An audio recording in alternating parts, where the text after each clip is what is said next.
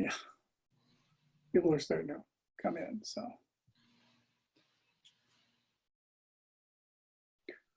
I have, let's see.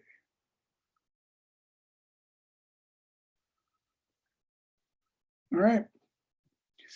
Well, we have a lot of people to come, so I'm stalling until everybody gets here. But in the meantime, welcome to your 85th Zoom meeting this week.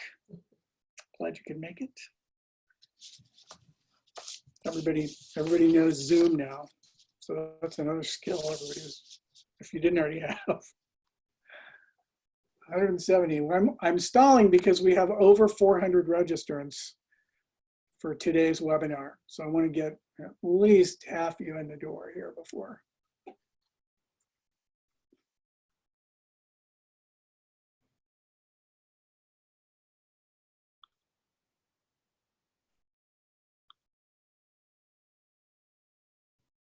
Okay.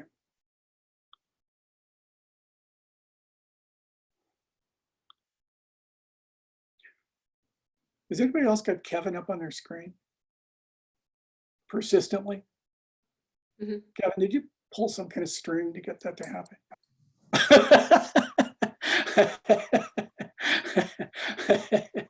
I can turn off my video. I'm gonna have to ask you to do that. I mean, but it'll just be your name at that point. You can switch to gallery, Jeff? Yeah, I can switch to gallery. And there's David Parker, ladies and gentlemen. Yeah, hey David.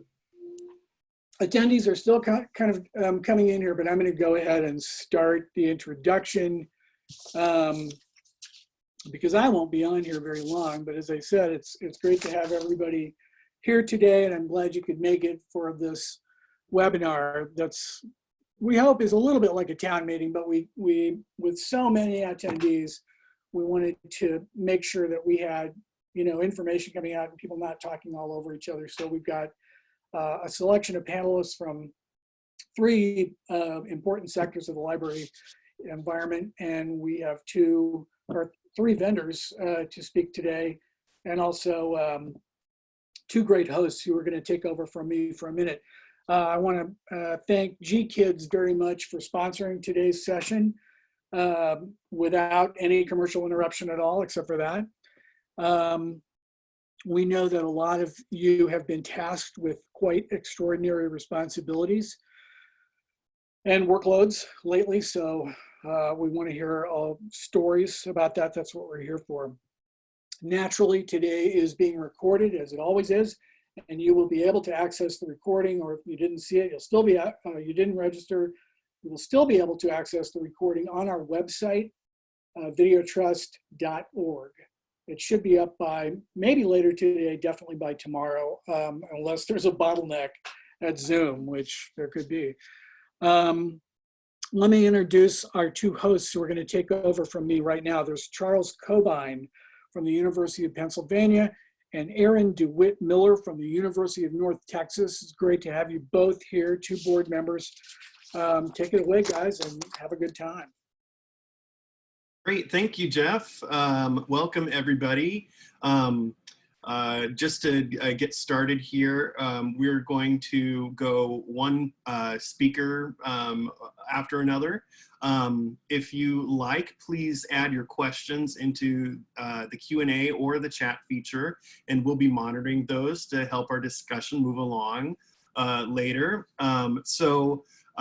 We are at this point, we're just going to go ahead and get started. We'll be talking to librarians from public library systems, K-12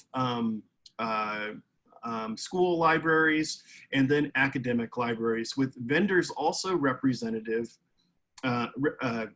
here today, including Docuseek, ProQuest, and Kanopy. So, and we can go ahead and get started now. Our first speaker, I don't know if he's here in the webinar just yet, so I am going to move along to our first public library presenter, Janet Mukherjee from the New City Library. And Janet, could you tell us a little bit about what's happened at your library during the last few weeks? Well, now we're on week number 6 from working from home, which was a total surprise to everyone. Thursday, March 12th was a regular day at the library. We had started our spring programming. I'm the head of children's services at the library. And all we were told was, you know, this COVID thing is kind of spreading. So everybody got hand sanitizer at the desk, and we were told to take Clorox, you know, clean up things and sort of wipe down the keyboards and the phones and things periodically throughout the day. By the end of the day, we were told, gee, we might be having to do some closures, like maybe just staff in the building. By Friday, there was only staff in the building, no patrons whatsoever. We were told to remove most of the furniture, put it in storage. Of the tables that we had left, we had 1 chair per table. Computers, we have long banks of public use computers. We had to unplug 2 out of every 3 to keep social distancing for the computers. Children's programs, everything was canceled. All the toys and things that are out, manipulatives, all had to be disinfected, put away. All the books that were currently out, the due dates had to be extended. All interlibrary loans had to be stopped. All deliveries had to be stopped. The mail had to be stopped. All this stuff happening all at one time. And we would have thought that we would have had a better handle on this, because Rockland County, where the library is located, was the center of the measles outbreak last November.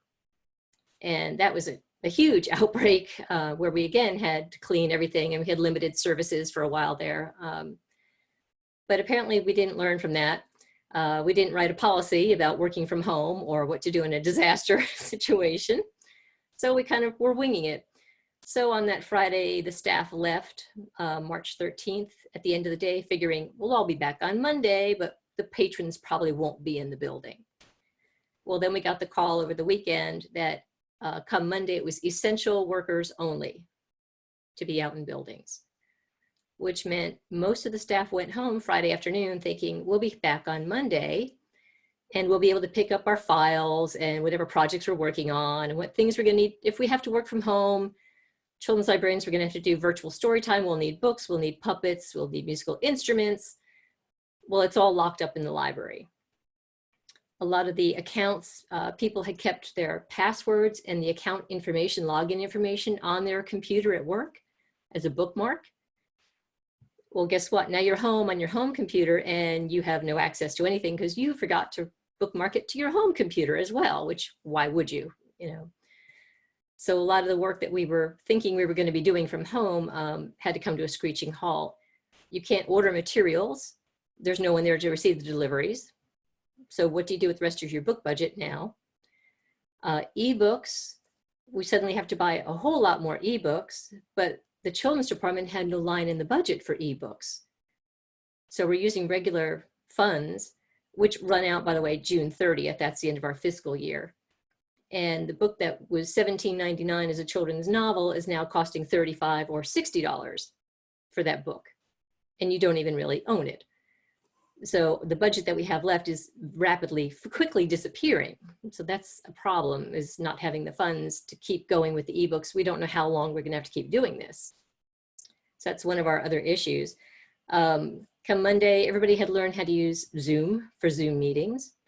A lot of the staff that went home, our older staff, they didn't have home computers, or they had such an old computer it wouldn't connect to anything.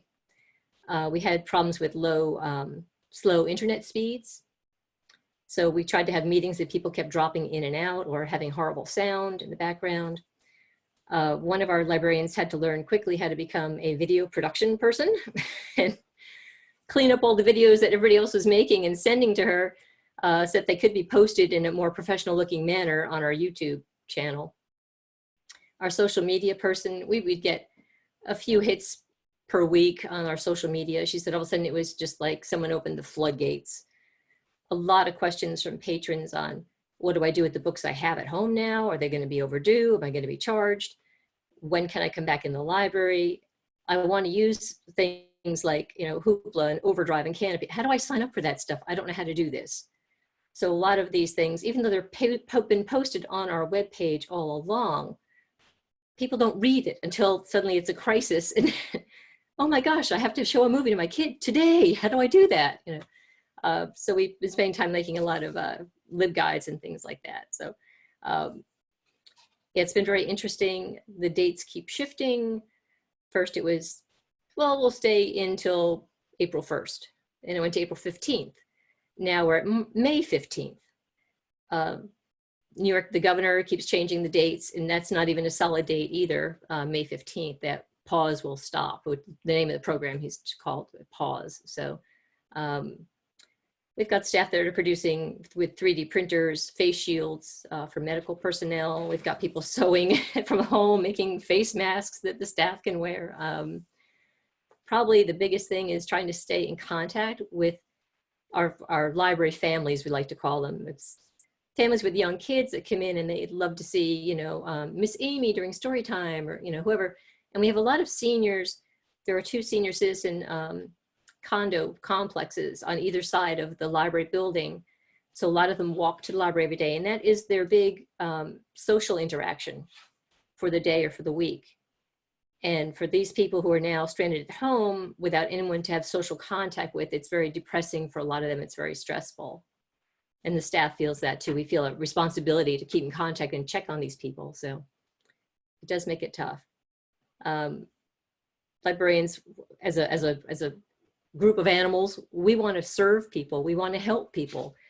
So it's very stressful for staff because right now, what can you do besides talk to a box on your desk every day and hope that you're reaching most of your people, but you're probably not. So one thing we have learned from this whole thing is before something like this happens, make sure you have a work from home policy. Make sure you have policies in place that say, hey, if something like this happens, step 1, you know, get your make sure you have on hand cleaning supplies that are disinfectants and things, because that was one of the big things. By the time we suddenly went, hey, we need Clorox cleanup wipes, and hey, we need hand sanitizer, it was gone off the shelves everywhere. So you've got to make sure you've got those things stockpiled somewhere just in case.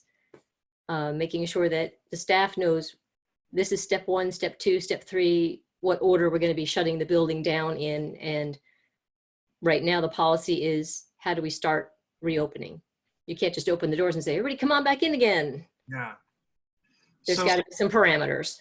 So. well, can I just interrupt you right there, Janet? And Okay. we can ask some of the questions that are coming up in the chat box. But I'm first of all, one of the things I'm wondering about is, public libraries have different age groups, different groups of people who are in their patron base. And I think one of the things that that I'm kind of curious about is the children's programming and how the patrons and families sort of like work with whatever arrangements you guys have put in place. Can you say a little bit about that? Mm-hmm.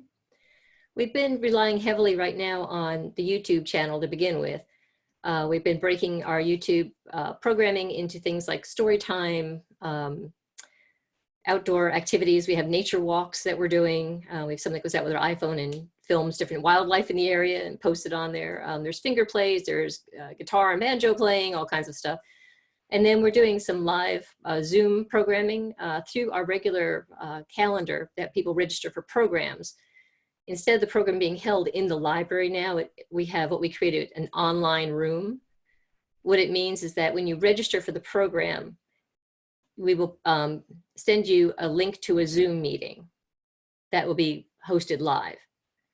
The state is coming out with some parameters now as to how they want statistics counted, because at the end of the year, we have to have statistics for the state report on attendance of programs, what ages were included in what programs, how many times you held the program. And it's a whole new world. How do you count virtual programming? Is it a live program? Is it a recorded program? Do you count it the first day that you posted it, that many people? Do you count it for the entire month? What do you do? So the state is sending out new guidelines now too, which are changing, seems like every day. So it's really rough trying to keep things going, counted the right way. You know? The streaming products and the ebook platforms that you've been promoting recently, I think there's some questions about that. Basically, we've been just using Overdrive at this stage of the game. For our ebooks, that's mainly what I've been doing for, like I said, the children's department. We never had a line item budget for ebooks before. That was mainly the world of the adult department. The kids just wanted a physical book in their hands. Nowadays, we also subscribe to things like Tumble Books, Tumble Math, things like that, Muzzy, so they can still go in and have those books as well. But we're still kind of figuring out the ebooks platform thing for children because, like I said, we don't have a budget for that at this point. We tagged on to the adult department's Overdrive account at this point so that we can order things and have them ready for children. But I think going forward, our new fiscal budget year starts July 1st. Going forward, I think there's going to be a big change in how the money is going to be allocated for materials for every department. Absolutely. I think there's another question in chat. Erin, do you want to address that? And then perhaps we can move along with our next panelist. Sure. We did get a question about how, because it sounds like your library closed very quickly, which I think a lot of our libraries, I know my library did more a gradual closure. It still felt fast, but not quite as fast as what you went through. That's almost shocking. But so someone wants to know, as that happened, did everyone go in all at once to retrieve the files and materials that they needed to work remotely? Were you able to do that, and how did that work? The county government told us that only essential workers can be in the building. And that basically meant to them, the person who does our bookkeeping so that people could get paid to approve the payroll each week, and like one janitor at a time for basically maybe 2 hours a day. And that's it. And they have to stay in opposite ends of the building. If staff want to go back and retrieve anything from the building, they have to call the bookkeeper, make an appointment, because they're only allowed to have 2 people in the building at one time. So if one person shows up and says, hey, I'm going to be in the office for 15 minutes to grab this, this, and this, that means either the janitor or the bookkeeper have to stand in the parking lot. Only 2 people in the building at one time. To let people in. To let people in. One person in, one person out. Grab whatever you can. And we've basically just been referring to it as like the fire sale, like run in, grab what you can in your arms and run back out again. There's no, I'm going to plug my computer in, I'm going to do this, I'm going to, no. And that was something else they told us too, was the headquarters of the system told us to unplug everything when we left, not knowing when we'd get back. Well, when we get back, when you plug these things in, how many updates have we missed on all this equipment? Yeah, it's definitely going to be a while. It's going to take definitely going to be another challenge getting back in and back into the flow of things, I think. Exactly. Well, thank you, Janet. That was really informative. We did get a few more questions, and we can maybe talk about those a little bit later, but I think we need to move on now to hear from Jim Davis, who is from Docuseek. Jim, could you tell us a little bit about what's been going on at Docuseek and how you all have handled this and done things to support libraries in this crisis, and anything else you want to tell us?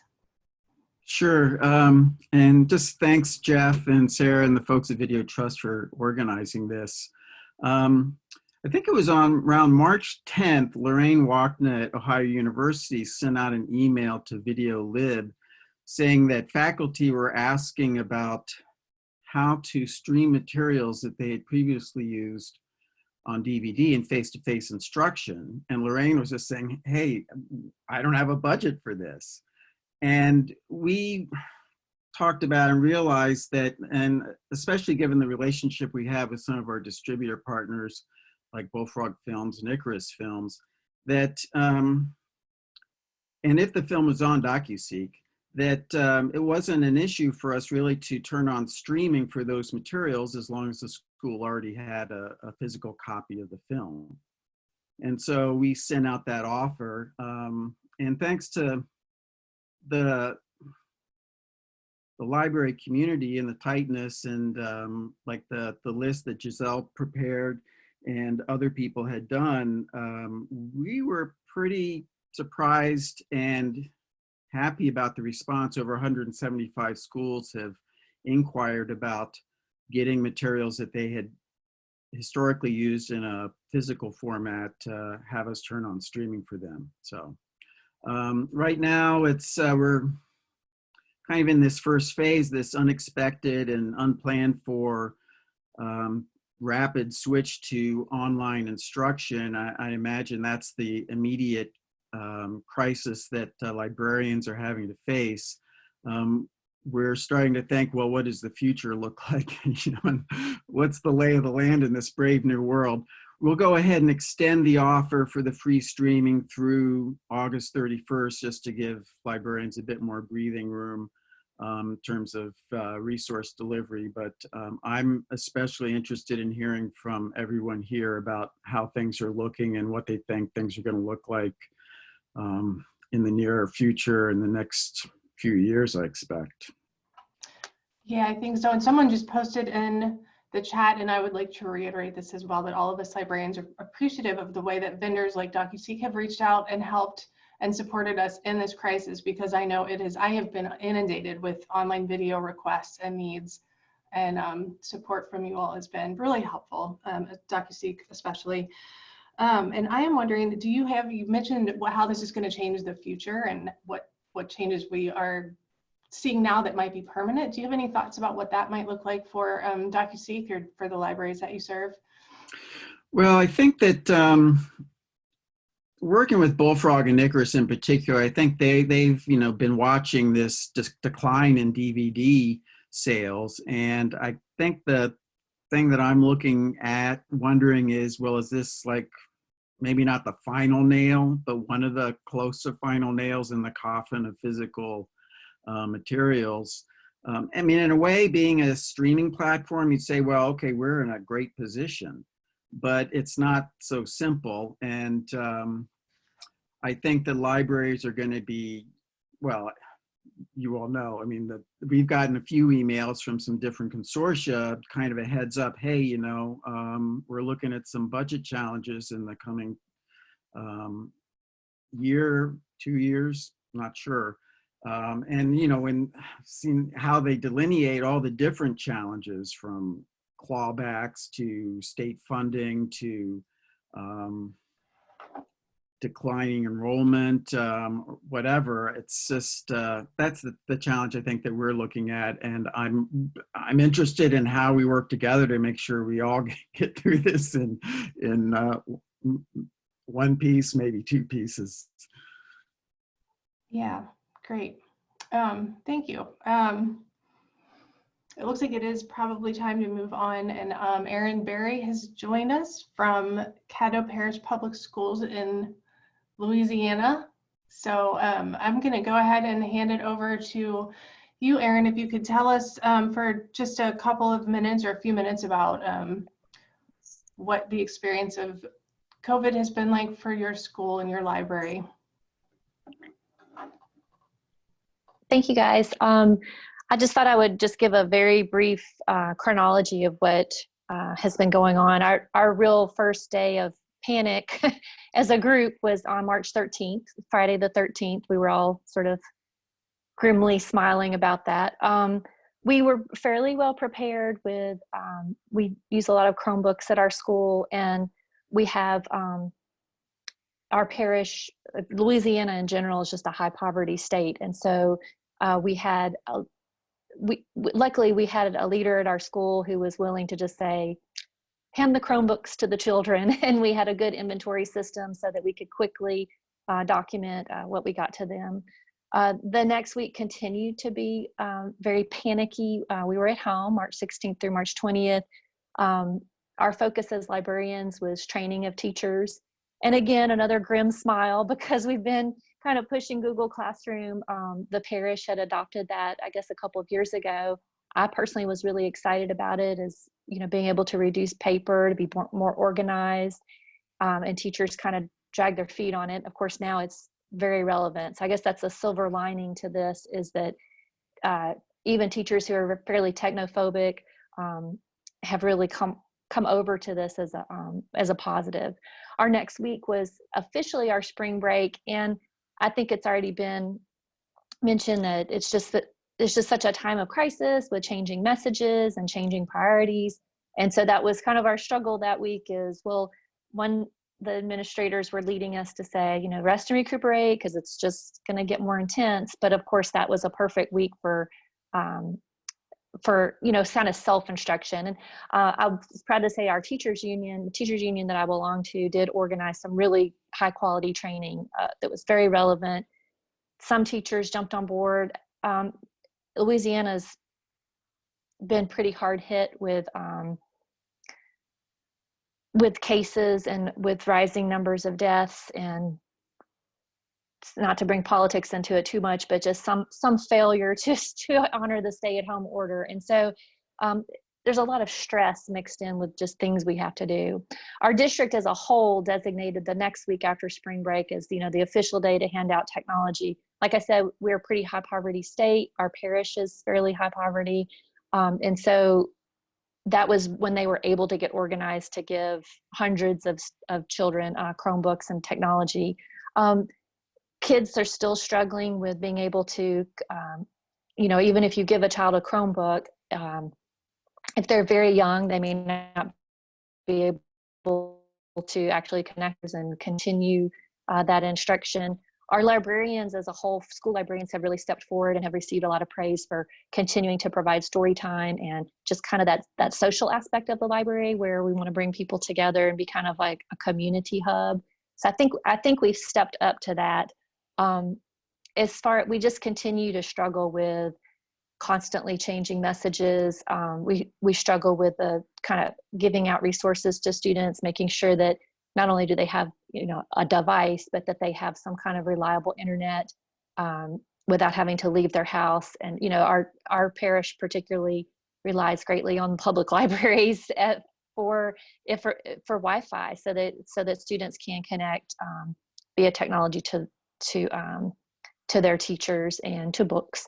So I would say mixed in with the cons, there are some silver linings that teachers are kind of being more convinced that technology is good. I think what I heard the other two speakers really thinking about is the future.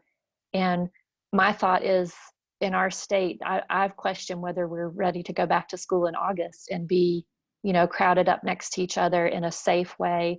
And so I wonder if we'll continue to use this technology, even if we go back to some kind of normal, that students could benefit from. You know, a teacher typically, if they have 2 or 3 students absent in a day of instruction, if the student's not that, you know, if they're not at a hospital, if they're just homesick or maybe they have family obligations, they could connect just like I'm connecting on a phone and hear their teachers lecture, get materials from me as a librarian to continue their research and their studies and kind of maintain that momentum. I see students picking up that momentum despite all of the crisis and stress. I see them really getting into this because I'm at a high school, and so teenagers can now structure, they can actually study at times of days when their brain is adapted to study. So it's just a little look into public school, high school life in Louisiana.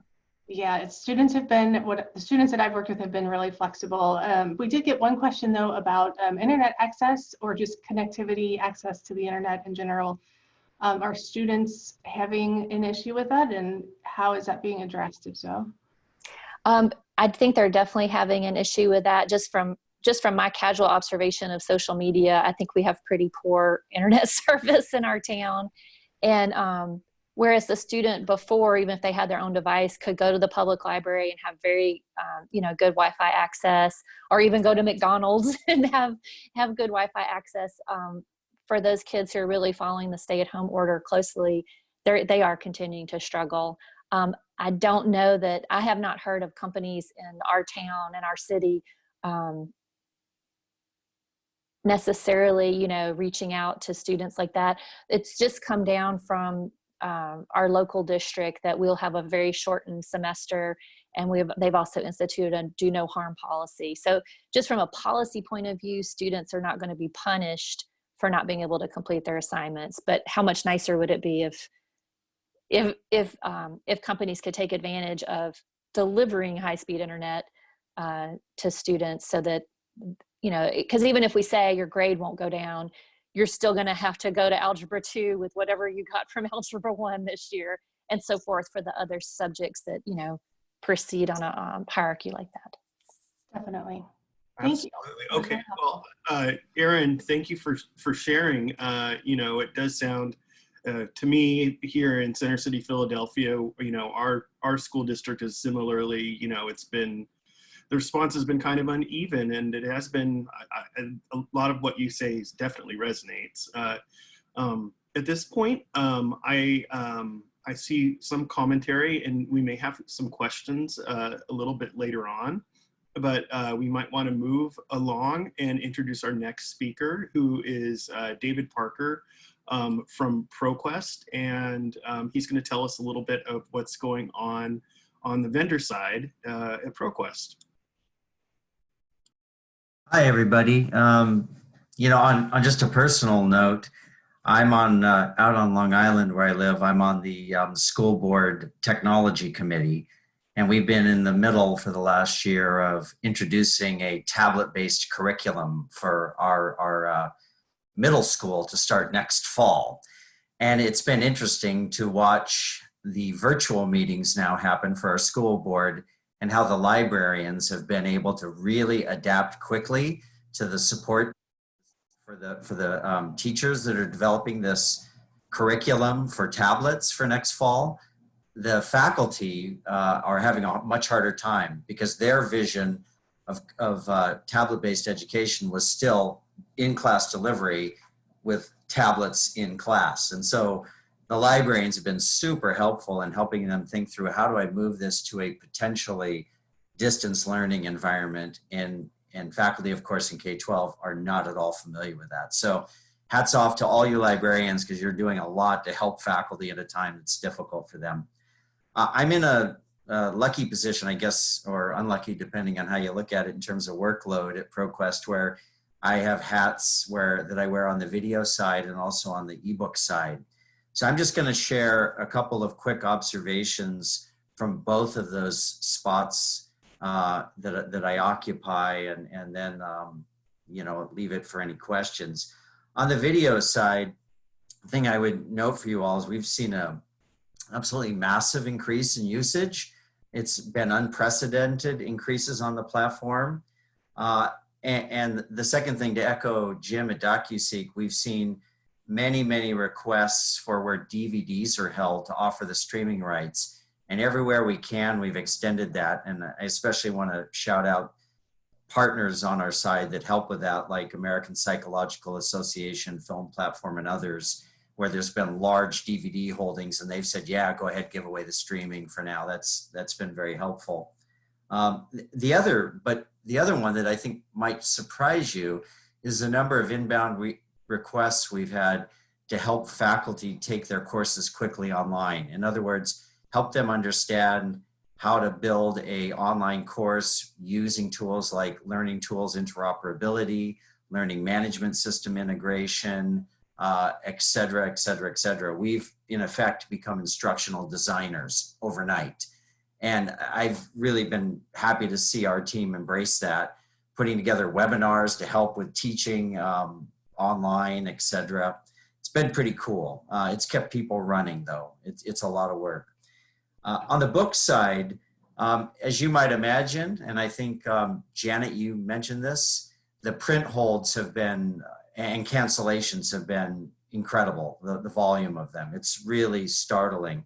And at the same time, we've seen a massive shift away from buying ebooks in limited use access to unlimited access. Like almost all the purchasing is just default now unlimited access over using other models that might have been less expensive, but came with more restrictions on them.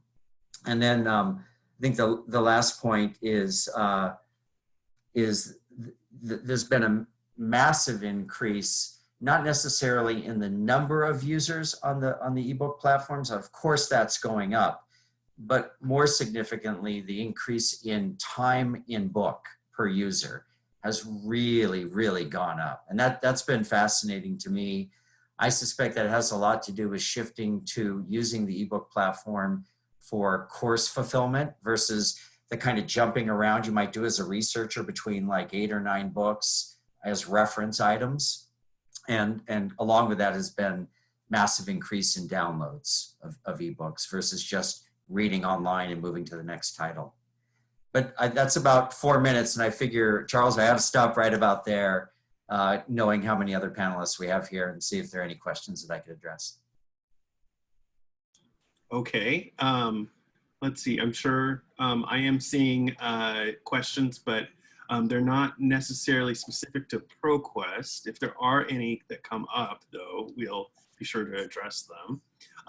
At this point, I think we can move along and introduce our colleague from an academic library, Giselle Tanas from University of California at Berkeley.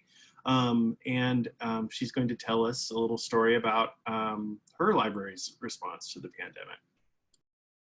Sure. So thanks for having me today. And for those of you who know me, you know that UC Berkeley is a recent flood survivor for our media collection. So in many ways, I think we were more prepared for evacuation than many other institutions. And I would not have wished that flood on anybody, but I'm grateful for the lessons that we learned during that time. The surprises that I've had have really been around faculty sort of coming out of the woodwork with out of print VHS tapes. They were like, they dragged their VCR into class because we don't even have classroom VCRs anymore. So faculty members kind of reaching out in desperation saying, I have this VHS tape, like how do I put my VHS tape into Zoom? And so, you know, that we triage that in the way you might usually expect.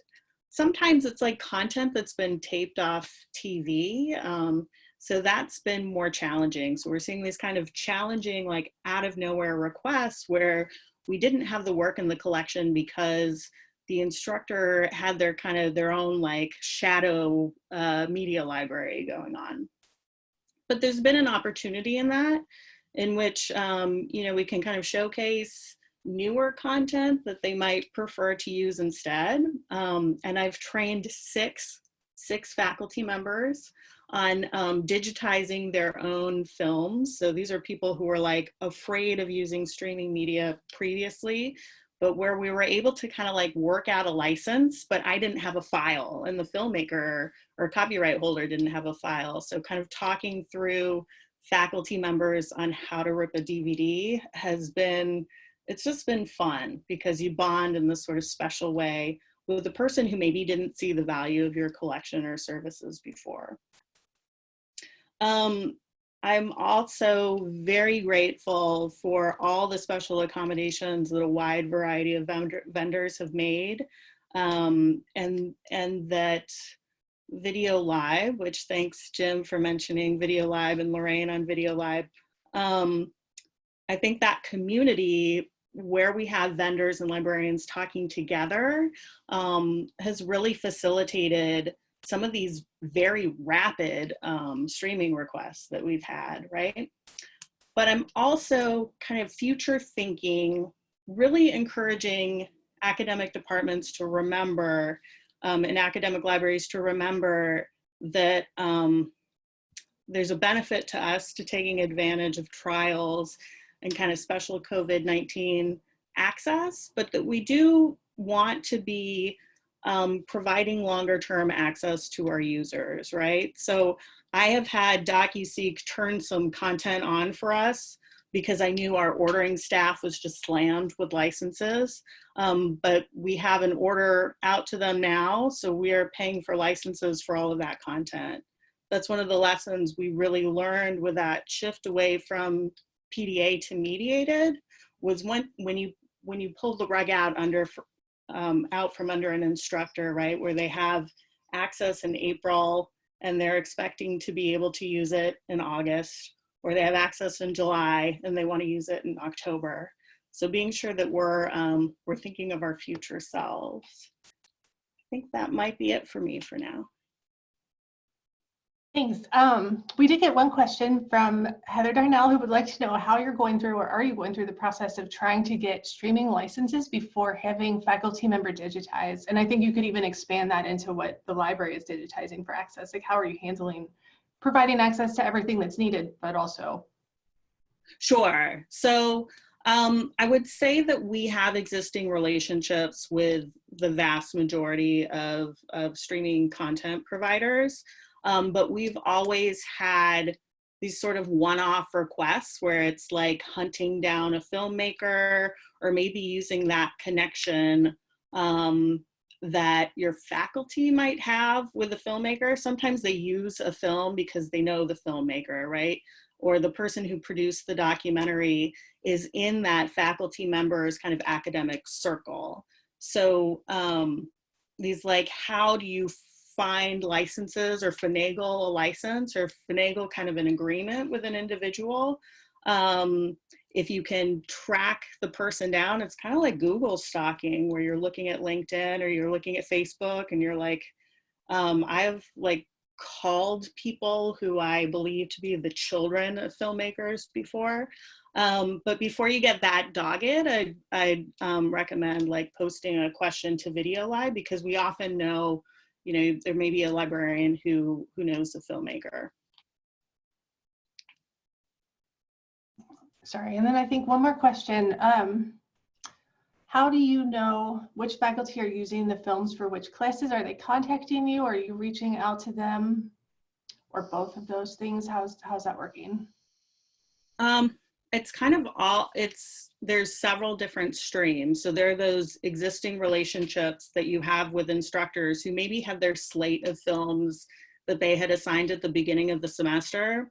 And my staff and I were joking that it just feels like the first week of classes over and over and over and over again. Like you're constantly getting those requests, right? So some are emails or like forms being filled out by people who know us.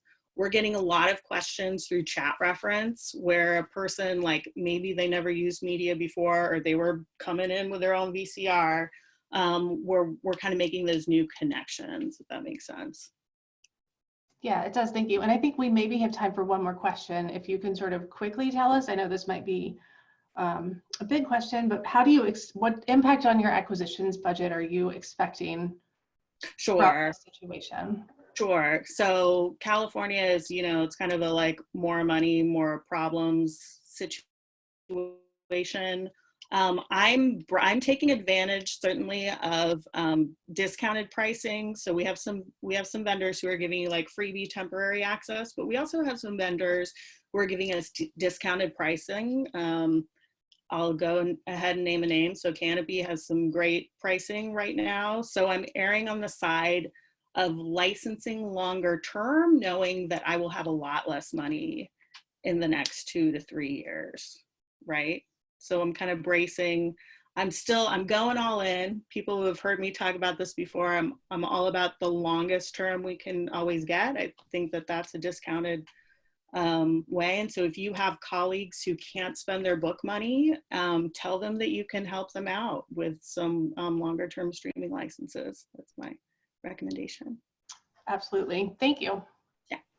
I think up next, I'm going to move along to Kevin Zayer, Kanopy's new CEO. Can you tell us what's been happening at Kanopy and how this has impacted what you guys are doing? Sure. It's been really helpful listening to everybody else. And so we obviously have a lot in common with everything I've been hearing from all you folks. So I'll try not to repeat a lot of that. But but personally, I have 2 teenage daughters at home, both in high school. And because I came from the ebook world and then transitioned into streaming video, but have been kind of in the library world for 20 plus years, I got to tell you, it's heartwarming to see my kids rely on their library resources more than they ever had before. So I know that, it's really challenging and tough, but it's a silver lining that for me personally, it's pretty rewarding to see them get value from services that we've been trying to help libraries with for so long. So, but it's been 6 months now at Kanopy, and a lot has happened in those 6 months. I'd say that, being headquartered in San Francisco, we were one of the first, cities to have a shelter-in-place order go down. So we benefited from that to some extent, but we were already making so many changes at Kanopy, and you know, specifically, so we were able to react really quickly, but it had a lot to do with the changes that we were already trying to make at Kanopy. And what I'm mainly talking about is just trying to be much more customer centric, customer focused, culturally, product wise, service wise. We had a history of referring to our, you know, to our customers as our library partners, but in reality, our actions really didn't support the spirit of, you know, partnership, I would say. And so we really leveraged this as an opportunity to lead with our actions, you know, try to do something proactively versus react to the situation as quickly as possible. And so with COVID-19, we just saw, we just realized pretty quickly that the social restrictions that were being placed on students and faculty and how reliant they were going to be on their libraries for streaming video in particular, to supplement their courses. You know, we knew we'd never seen anything like this before. And, you know, just like David was saying, in terms of the spike in usage that we experienced very quickly kind of reinforced our, our conviction around doing something, try to do something, the biggest thing we can do as fast as we can possibly do it. So similarly, because we service both public libraries and academic libraries, we saw public library patrons, and not just adults, but in particular kids, people being stuck at home and needing to provide, thoughtful, services to the children. A lot of parents homeschooling, children to some extent. So they'd be looking to their libraries and their digital resources. And so we wanted to try to act more like a partner, in short, on both fronts. So with that in mind, we quickly mapped out, what kind of licenses and discounts we could provide on the academic side. So we began reaching out to our studio partners really, really quickly, and to try to provide free access to films and collections before it became super critical to the libraries, as we saw that surge building. And then we also worked fast and tried to be, proactive with helping the libraries, keep up with that increased demand, with kind of like what Giselle was talking about in terms of providing, big discounts to the extent, so that just to make the budgets go further than they would under normal conditions, frankly. And so those were things that I thought I was pretty, just proud of, because it wasn't easy. It really took a village.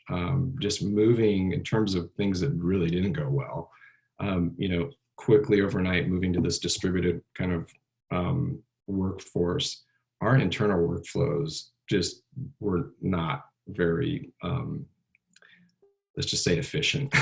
And so it really took a lot of extra effort. It took a village, essentially, to just do basic operational stuff in terms of putting these packages together, getting them launched.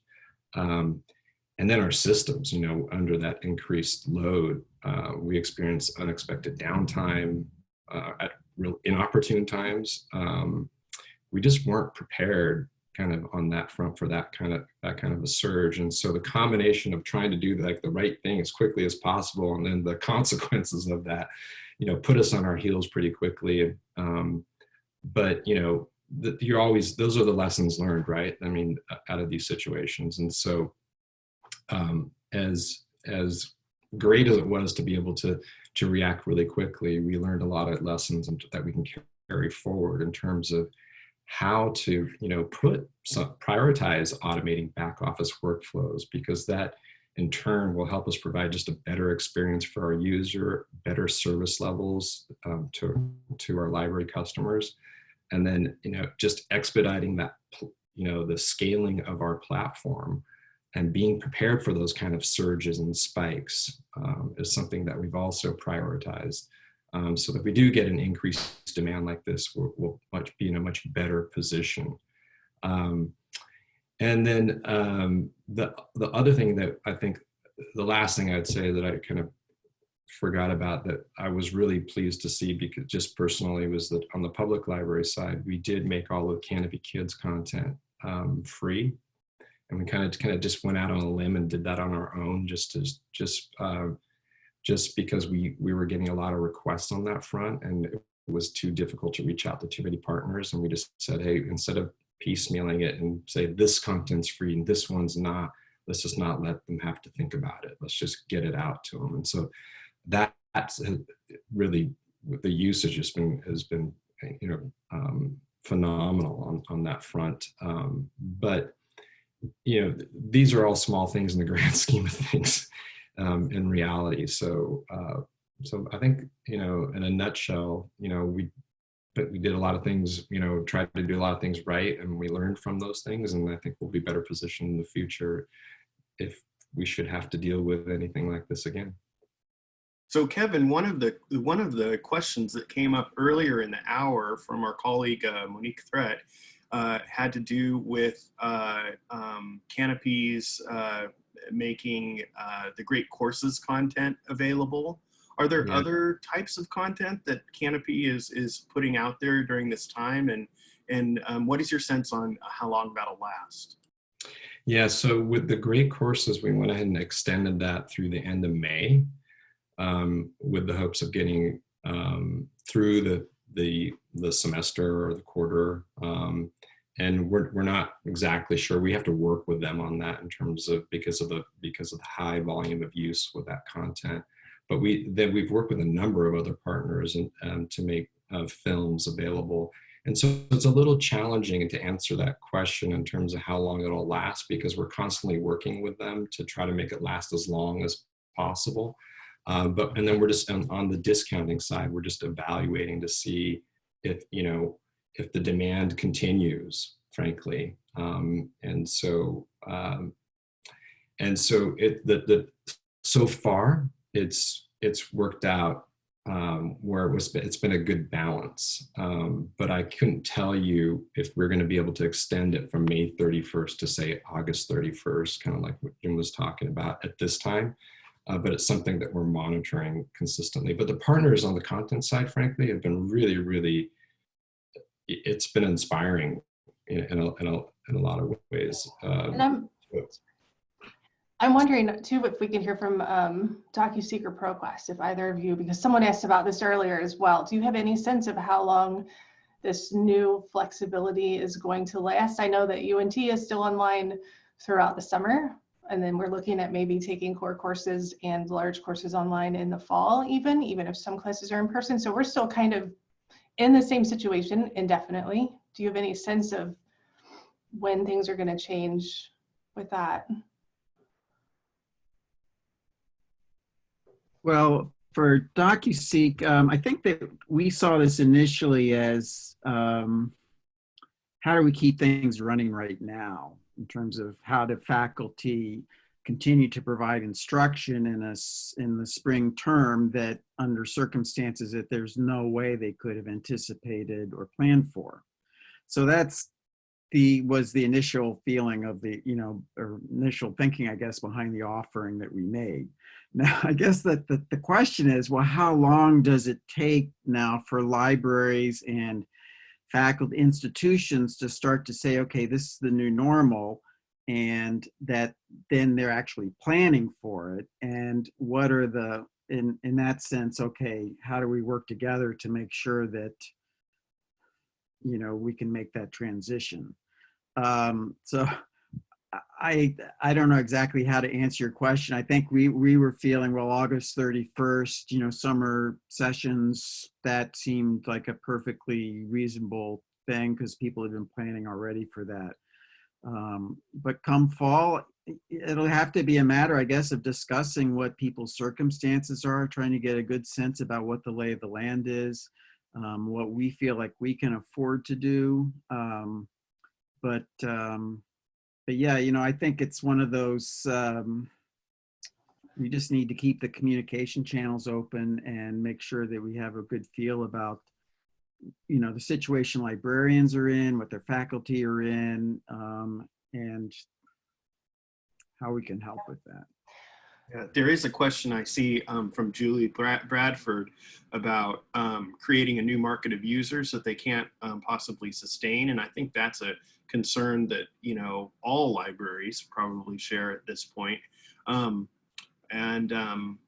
So I want to just kind of put that out there to see if other people, you know, feel the same nervousness, if they have anything they want to add in the chat box. And I want to wrap in, Jim, one of your earlier questions about the end of DVDs. Is the pandemic going to spell the end to the market for the physical DVD? Are they going to be a victim of the pandemic also, or what's going to happen? I have to say for myself, I'm going to continue to buy DVDs for our library collection, but I'll just put that out there as well.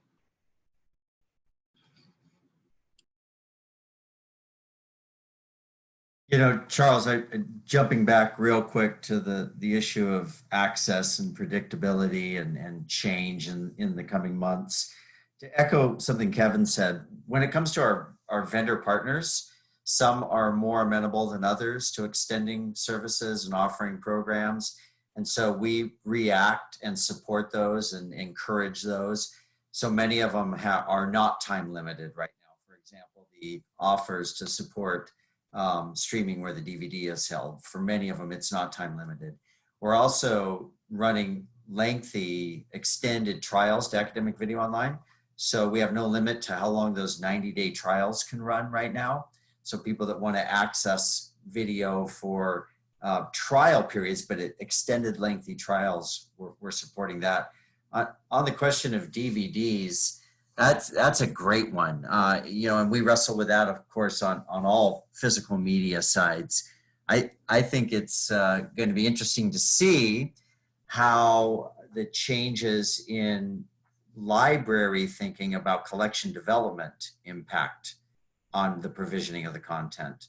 So in other words, do collection development librarians, electronic resource librarians come together and significantly deprioritize their physical holdings? And that is something we will react to rather more than lead, if you understand my perspective on that. Well, I don't want to be the guy who breaks up the party, because this has really been fascinating. And I just want to throw a few things in before we all have to wrap. So if you give me just a minute to mention a couple of things. First of all, thanks very much to my two hosts and to all the panelists for a very capable job today and awesome participation. Big thanks to everybody who came in and participated today. I think I can generate a chat record and put that out as a file that you could download from our site. And if so, I will do that, as well as the video of this whole event. I want to mention that we do have a monthly newsletter that you're welcome to subscribe to, and you can subscribe from our homepage if you want to know more about what's going on with this. We just released a publishing survey. We're going to start publishing in the next few months, and we want to know what you want. So please fill out our survey. We'd love to hear your responses. You're also welcome to contact me at any time, chair@nmm.net. I'm giving you that address instead of chair@videotrust.org because we're moving platforms around a little bit right now, but I'll give you all the addresses, and they're all online. What else? I saw, I think, just enough support today for another webinar. And I think maybe we should do one for the public libraries, one for the K through 12s, and one for the academics, now that we've kind of shared the big experience. And maybe later we can come back in and do some more sharing, because I think that's valuable as well. But we're so focused on this particular area of librarianship, I think it would be very helpful to have these. So I'm going to get back with the board. We'll set some dates, and we'll get back with you about when that's going to happen. Yeah, I guess that's about it right now. We have about a minute left. But if anybody wants to say anything else, I'm sorry we didn't get to all the questions. I'm sorry we didn't get to raised hands today, but we will in the ensuing webinars, and I think those are going to be really productive too. This has just been astoundingly great from my standpoint. So I'm looking forward to seeing you all again. Thank you very much again, panelists, hosts, and participants. It's 2 o'clock. Here in Central Time, it's 2 o'clock. I'm going to wrap it up. Thank you. Thanks, guys. Thank you.